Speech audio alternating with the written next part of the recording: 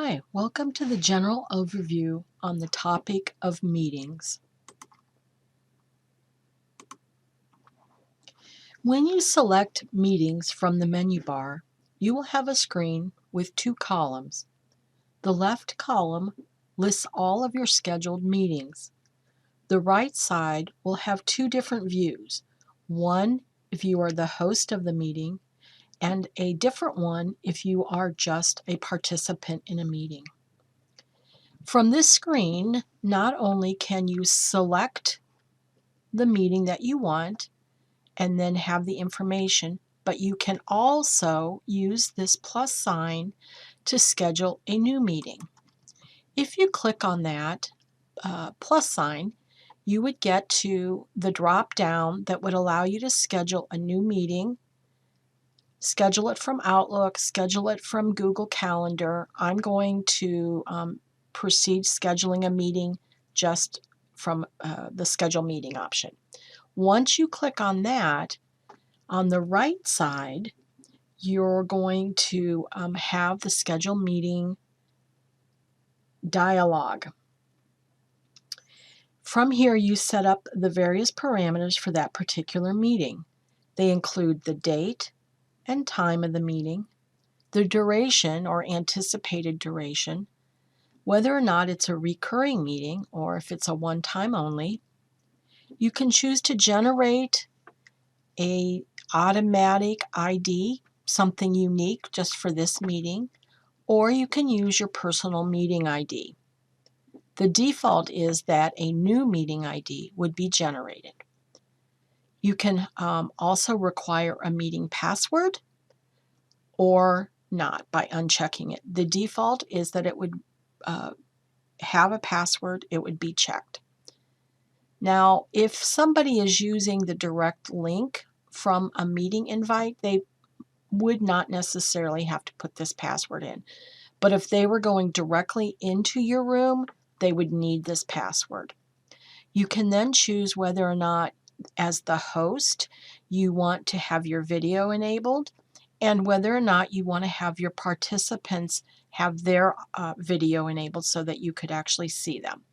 You can then choose your audio choices, connecting from telephone, computer audio, or the default, which is both telephone and computer audio. This helps the widest range of your audience, that somebody could connect either through a phone because they don't have the technology to do a computer audio or the computer audio.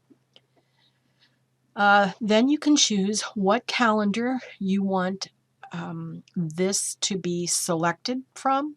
I have Outlook, but you could be using a Google Calendar, or you could use another calendar. Then you have advanced options, and I clicked this down arrow to show you the advanced options. These two options are by default enabled, meaning that you would have a waiting room. And what that means for you as the host is that you would have to let people in through the door, so to speak, into the Zoom meeting room. So until you're ready to let people into the room, they would be kept in a waiting room.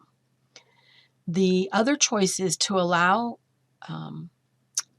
members or participants to join before you as the host.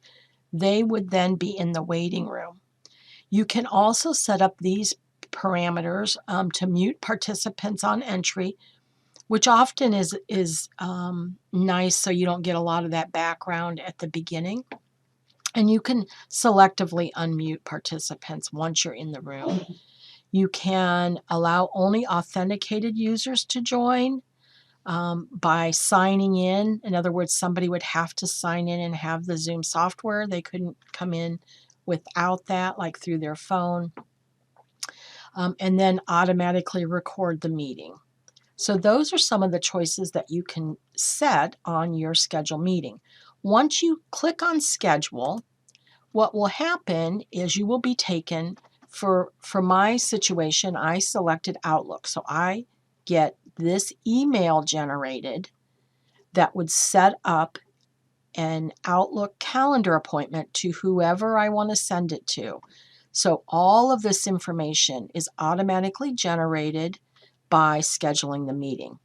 It provides the link for somebody, password, the generated ID, the phone number if somebody's calling in and doesn't have computer audio. All of that would be there. It would be very similar if you were using Gmail, the Google Mail system. And then if you select Other, you would get this type of a screen where you would have, you would get all of this information, but it would allow you to copy to clipboard, so then you could send it out in whatever method that you want. So that would be how you create a new meeting from this screen. So let's say we have selected a meeting that we're going to host. This would be the meeting screen that we would get as a host. So here would be the information. And then across the bottom here, you would have the choices. Start, which would allow you to start the meeting, and others could then join. Copy the invitation, so that would give you the information that was just on the last screen of the link, the password, the phone numbers. That would allow you to copy that to the clipboard. You can edit if a detail of the meeting changes. You can use the edit button, and then you can delete the meeting. As the host, you can do all of these choices. Okay, so this left panel, whether you're the host or a participant, is the same.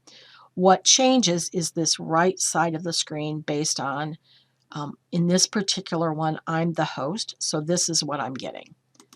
On this particular meeting, I am not the host, so all I have the choice to do is to join the meeting. Okay, so this is a meeting request that was sent to me, and I can choose to join it or not. So much narrower choices.